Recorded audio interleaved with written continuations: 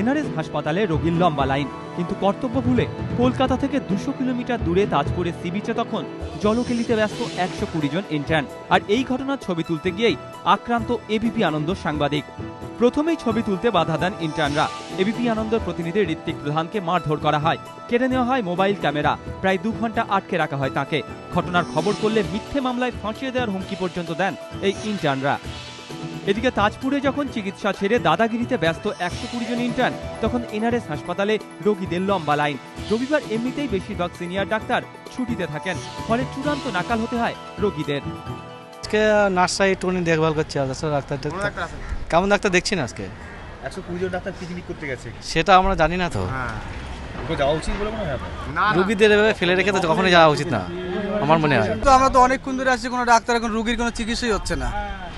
রোগীর চিকিৎসা আমরা খালি বেকার বেকার খাচ্ছি আর ঘুরেছি। ডাক্তার এখন রোগীর যে চিন্তা কি করবো আমরা সেই চিন্তা পড়ে গেছে। রোগী ডাক্তাররা পিকনিক করতে গেছে, এখন ওনার আনন্দ করছে, আমরা এখন দুঃখ করছি, আমাদের কষ্ট হচ্ছে। ওনাদের আনন্দ তো ঠিক না, ওনারা দেখবে রুগী আগে, তারপরে যখন কিছু ডাক্তার রেখে যাবে তারা রোগীর চিকিৎসা করবে, ওনারা আনন্দ করবে, কিন্তু সব চলে গেলে তাহলে রুগীর কি অবস্থা হবে? সবার আগে দায়িত্ব ডাক্তার হয়েছেন, আগে ওনার কাজ পেশা রোগীর সেবা করা, সেটাই করা উচিত, সেটাই মূল লক্ষ্য থাকা উচিত। তো আমাদের মনে হয় যে রোগী ফেলে যাওয়া উচিত নয়, তাদের দায়িত্ব ব্যবস্থা নেওয়া দরকার আছে।